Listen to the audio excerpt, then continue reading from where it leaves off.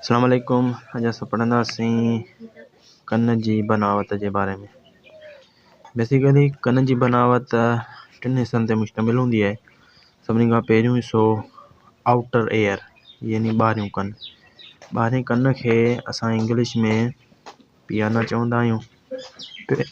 ॿाहिरें कन खे असां पियाना चवंदा आहियूं। उन खां बाद में पियाना जो छा कमु हूंदो आहे त collecting of sound waves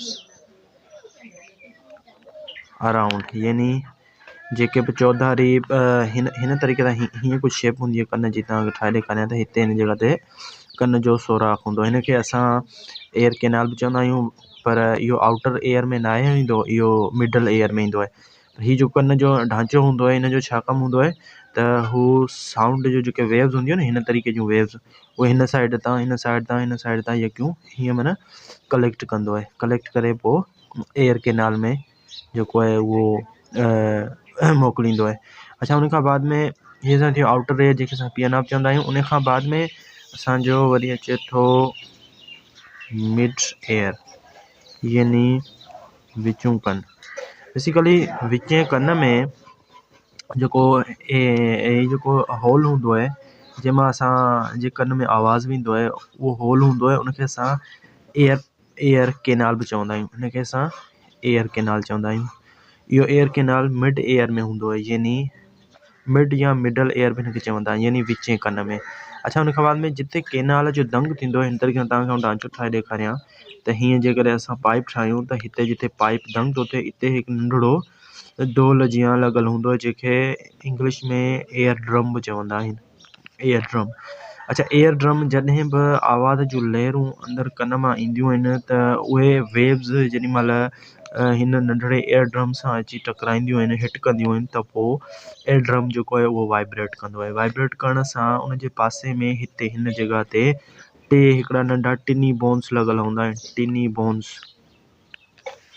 bones लॻल हूंदा आहिनि, जिन खे जिस्म जा सभ खां नंढा हॾा बि चयो वञे थो। ठीकु आहे।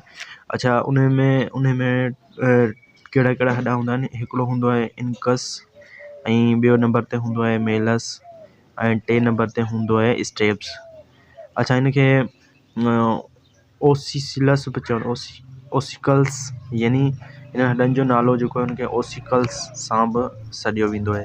टे हॾा, पहिरीं इंकस, पोइ मेलस, उन खां बाद में जेको आहे स्टेप्स, यानी पहिरियां हिन हॾे में वाइब्रेशन ईंदी, पोइ हिन में, उन खां बाद में टे नंबर ते हिन स्टेप्स में ईंदी। इहे थी विया असांजा जेको आहे आउटर एयर, ऐं उन खां बाद में मिडल एयर। इन्हनि शयुनि ते इहे मुश्तमिल हूंदा आहिनि। अच्छा, उन खां बाद में जेके साउंड वेव्स आहिनि, उहे जेॾी महिल इंकस, मेलस ऐं स्टेप्स यानी ओसिकल्स जेको बोन आहे, उन मां जेॾी महिल उकरी अॻियां वेंदा आहिनि, त पोइ असांजो वरी इनर पार्ट शुरू थींदो आहे। कहिड़ो पार्ट शुरू थींदो आहे?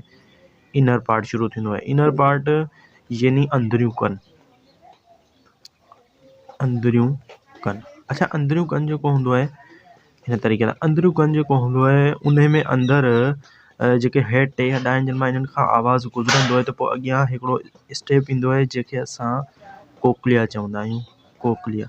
अच्छा, इहो किथे हूंदो आहे? इनर एयर में हूंदो आहे। कोक्लिया जो छा कमु हूंदो आहे त बेसिकली कोक्लिया जेके आवाज़ आहिनि, उन्हनि जे लहरुनि खे इलेक्ट्रिकल सिग्नल में कन्वर्ट कंदो आहे। इलेक्ट्रिकल सिग्नल में कन्वर्ट कंदो आहे। अच्छा, कोक्लिया जे अंदरि वरी छा मौजूदु हूंदो आहे? उन जे अंदरि हिकिड़ो नंढिड़ो जेको आहे नंढिड़ा जेके आहिनि हेयर्स मौजूदु हूंदा आहिनि।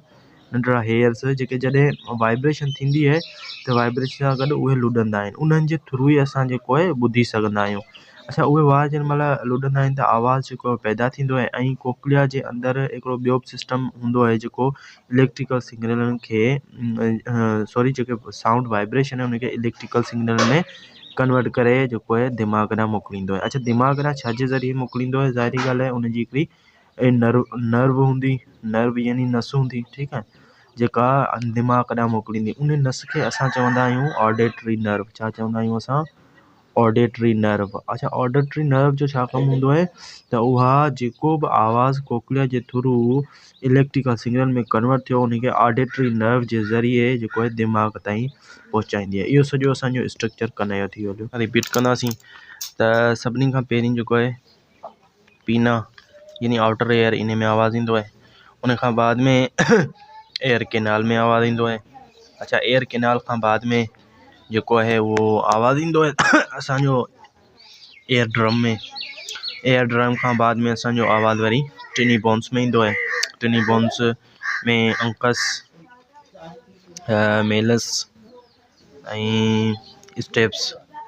उन खां बाद में जिन मां इन्हनि टिनी बोन्स मां जिन मां आवाज़ उकरंदो त पोइ असांजो उहो वरी कोक्लिया में वेंदो आहे। कोक्लिया खां बाद में उहो वरी ऑडिटरी नर्व में वेंदो आहे। ऑडिटरी नर्व जेका आहे, ऑडिटरी नर्व उहा असांजो जेको बि आवाज़ आहे उनखे वरी छा कंदो आहे, जो दिमाग़ ॾांहुं मोकिलींदो आहे। उन खां बाद में असां दिमाग़ में उहा शइ ॿुधी फील करे सघंदा आहियूं, त उहा थींदी ऑडिटरी नर्व लास्ट में।